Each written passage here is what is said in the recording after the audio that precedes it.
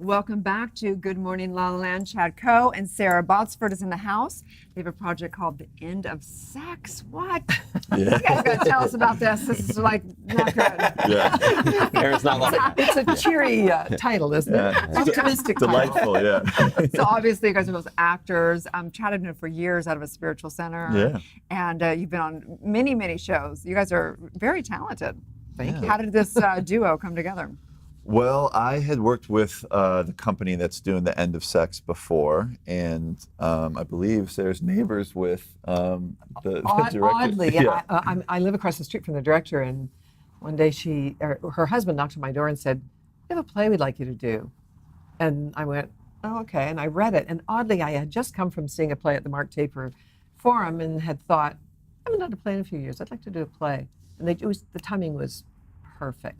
So I went, "Oh, okay, let's do this." And it was an interesting subject, and my character's position was interesting. So I thought, well, let's take that on. Yeah. So tell us a little bit about it.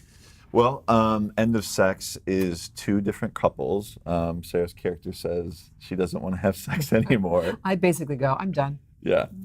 And it's kind of about the accommodations, especially women make in marriages. And then the reverse with the younger couple, her daughter and the son-in-law, is we're not having sex for a completely different reason. She's the breadwinner. I'm struggling in LA, musician that's kind of failed, trying to kind of regroup. And so both of these couples are struggling to kind of find their footing in current times and not getting any. Let's take a look at the trailer. Yeah. Oh dear. Yeah.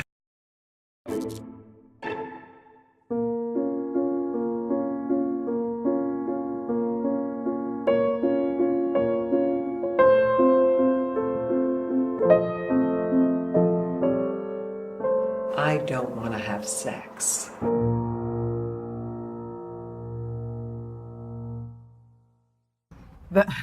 It's pretty straightforward. That's clear. Yeah. It's a little more complicated in the play. And a lot of the play is very funny. Yeah.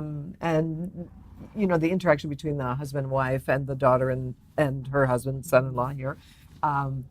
There's a lot of comedy in it, but it's quite savage, the play. It really does beg the question, what do you do in a long-term marriage when things... Well, and supposedly stats are that actually the younger generations are having less sex. Really? Is that Yeah. true? I wouldn't know what that's Wonder how about. they would but know. How do they know? Self-report. I mean, Sarah, you've played some incredible roles in your career. You've on screen attempted to kill Meryl Streep. You've divorced Robert Redford and John Fleck. So tell us, what was it about this role that really enticed you?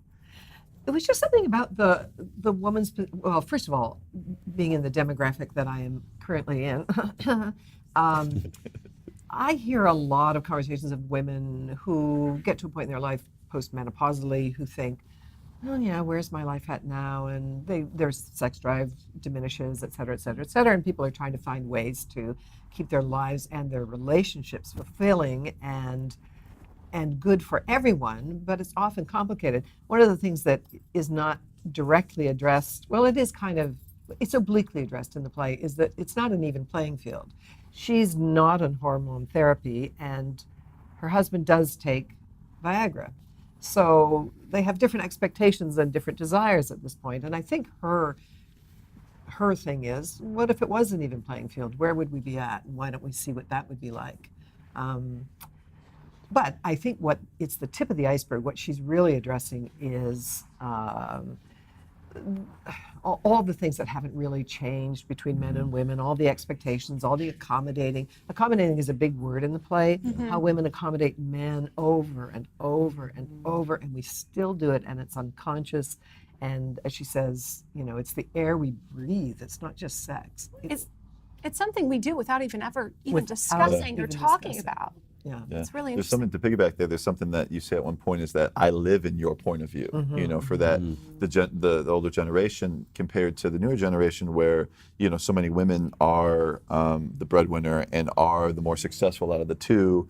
How does that feel for the current male in this thing? And so that's a little bit what I'm dealing with. But it's interesting showing the both of the point of views. So how that does way. it feel? In playing Ryan, it feels not great, and it feels as though I'm trying so hard to step up and to bring something to the table, and keep finding that it's not there. I'm not able to kind of meet her on the same level, and she. The feeling that I have is she's changing and kind of leaving me by focusing so much on the success that she craves, that she's going away from me. And so that's the kind of where we're not getting any because of that, so to speak. But these are real problems. I mean, Yeah. they're real issues to stay connected, to stay in true intimacy. And I think that sex is a way of grounding into that, the true intimacy of coming together. And there's so many things that play into that beyond just the sex. So, Well, and there's a moment in the play where my character talks to the youngest person in the play, who's a 19-year-old girl, or playing a 19-year-old girl, and I have this moment of saying, has anything changed? Is anything any different? Because it's always supposedly getting better.